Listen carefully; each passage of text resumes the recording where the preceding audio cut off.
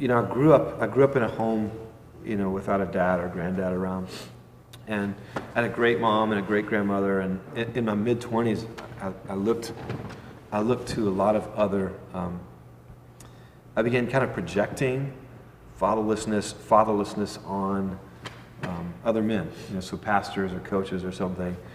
And I began to kind of see them as my father, even though they didn't know that. I was kind of like, had this expectation of them that they would be something that they weren't obliged to be. In my mid-20s, one of the guys I really looked up to, he was okay to not be that in my life anymore. It wasn't even necessarily a tragedy, but he just kind of stepped out of my life, and I was really crushed. And I'm 25 years old, and for some reason I was crying every day for like two weeks. And I was wondering, why am I crying? I'm a 25-year-old grown man. And I kind of stopped and prayed a little bit. And I felt like that kind of opened up my heart, that it kind of exposed the wound. I was like, I was expecting this guy to be my dad. And then when he wouldn't be my dad, I realized that there was a lot more pain there than I realized. I began to understand, well, this is a big part of my own story, this fatherlessness. And at that time, I began looking around and seeing the fatherless story everywhere. So the fatherless story was in kind of in our movies, it's in our blogs, in our TV shows, in our songs. A lot of my friends began to tell me about what it meant to grow up fatherless, and I began hearing the story everywhere. And I began to look at some of these outcroppings, some of these effects. And so fatherlessness is the engine that drives things such as teen pregnancy and gangs, suicide, prison, drug abuse. And so I began seeing, well, this is a real destructive thing in a lot of people's lives.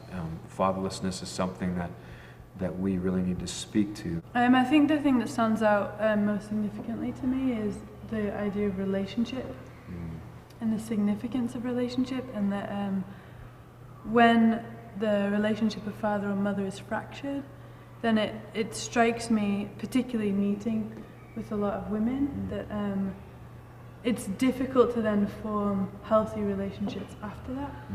And there's tenderness is needed, and kindness is needed, and presence is needed to create those spaces where people feel willing and are able to trust another person.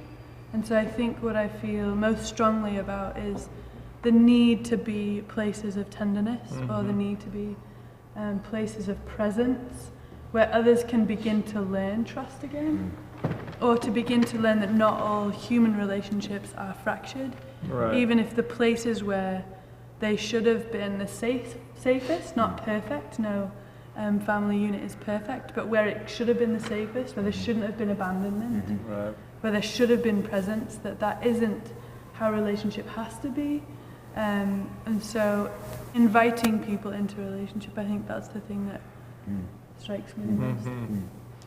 For me, it's pretty easy to see where I got pulled into this piece of the story. When I was 11 years old, my parents sat us down, and we were supposed to turn off the TV, and my dad said, in so many words, what he was really saying is, I don't love your mother, we're going to get a divorce. But what translated that night was, I'm leaving you. I'm leaving the family. And it took me many years to understand what that was. I thought it was the norm to go through divorce, or to have a male figure be separated from the home, because half the kids I went to school with were divorced, or their dad had left or gone somewhere else. And so I think that's where it started for me, is even though it's socially acceptable that divorce is just a norm, but fatherlessness is the real issue. For me, when I think about how fatherlessness plays into particularly the generation and the population that we work with is young men and young women, and one word that comes to my mind is just lost. So many of them that grow up without their fathers, it's just they're lost children. And they grow up to be lost adults that have children that end up being more lost children, which creates the cycle. And that's really the main focus, the main, the epicenter of why we see so much theft and robbery and rape and the things that go Destruction. on, mental illness, it starts there. Yeah.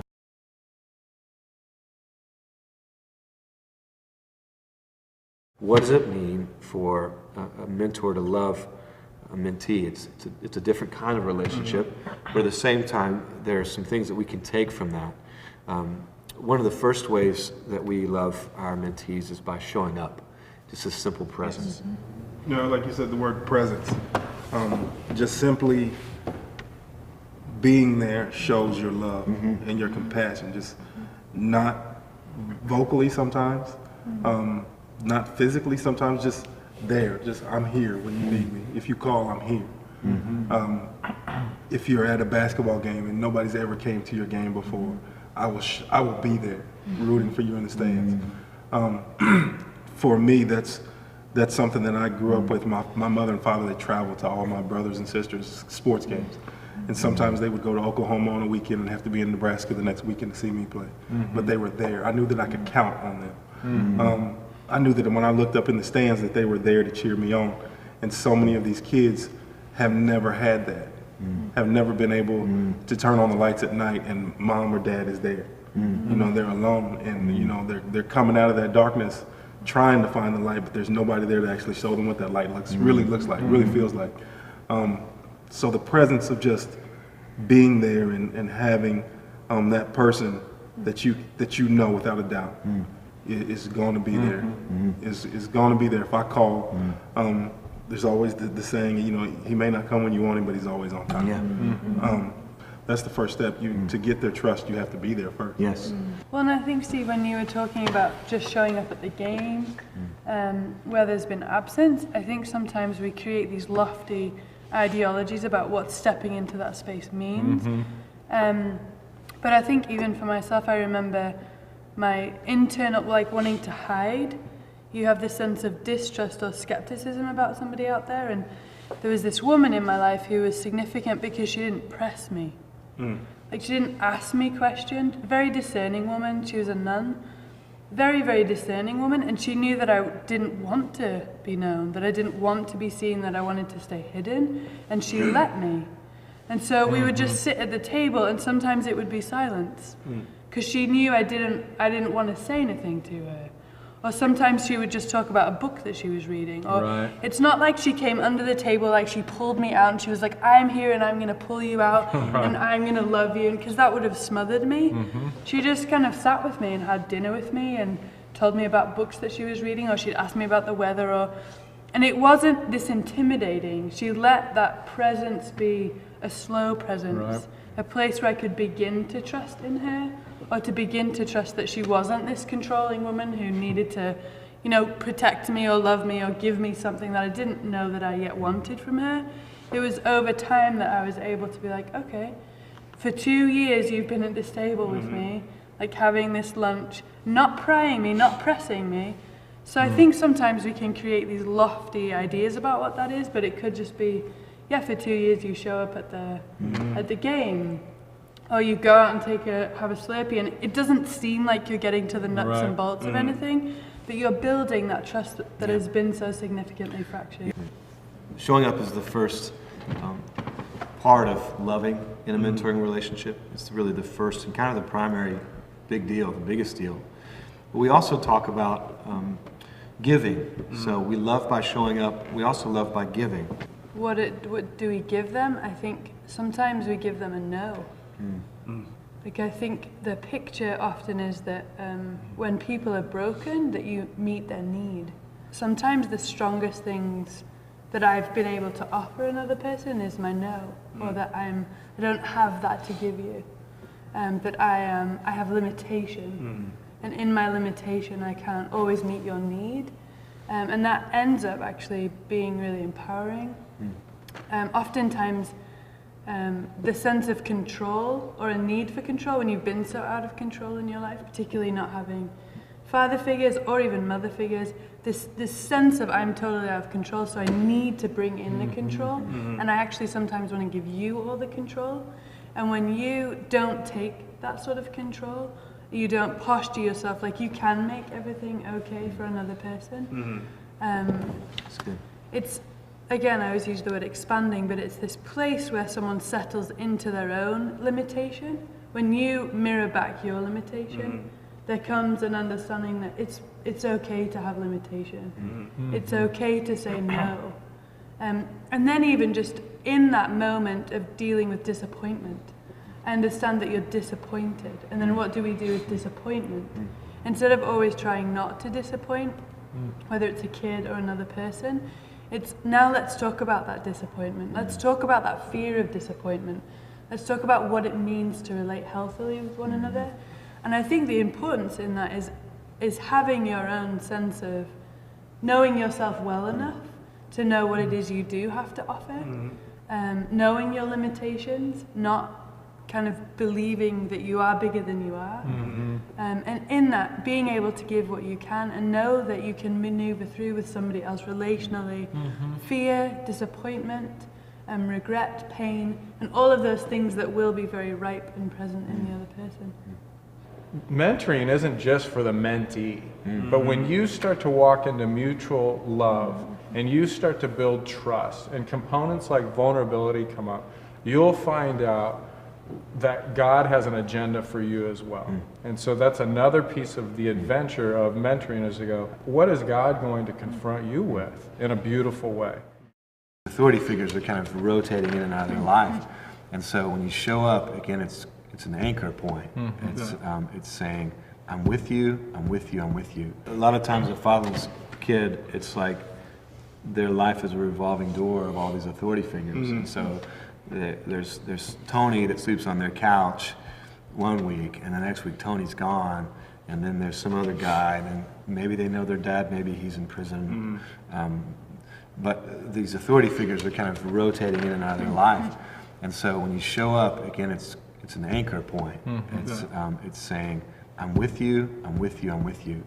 And that's what Emmanuel is, the theology of Emmanuel, that God would say, I'm going to step into your world in such a way, not in a broadcasting way, like he could have totally broadcast this huge thing, you know, I'm God and here's this broadcast. But I'm going to step into your life in this very intimate way, very approachable way as a child.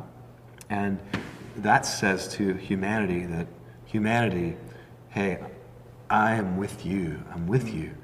And you can't overestimate the power of showing up in someone's life and saying, I'm with you, I'm with you, I'm with you.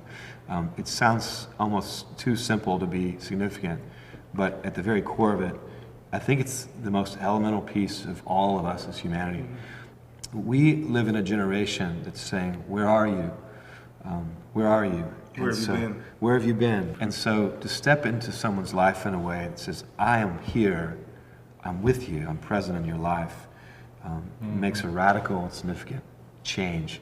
And it's a shift, it's an anchor point, and it begins to hinge them back again.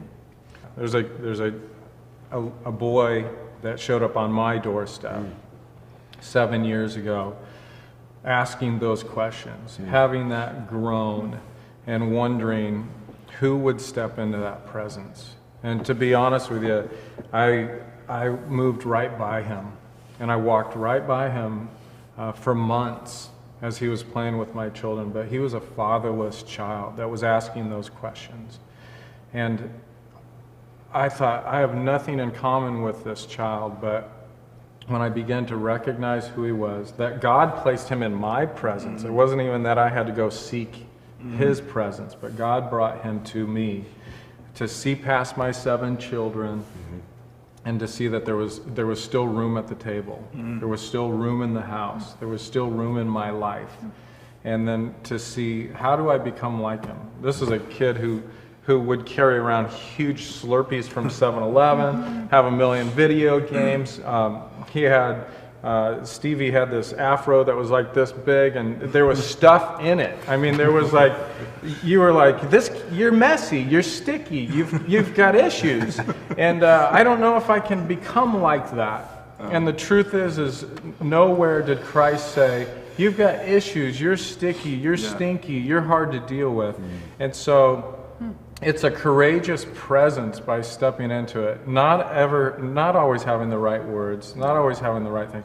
But when we see the lack of love, when we see the disparity in those questions, that's where God is stirring in our hearts. That's where God is stirring the hearts of people listening to us right now, saying, can I be that person? Could I really love that way? And you can. If we take the time to reflect on what's really happening, and that we are the solution, that we're the signpost to a kingdom way, then we must.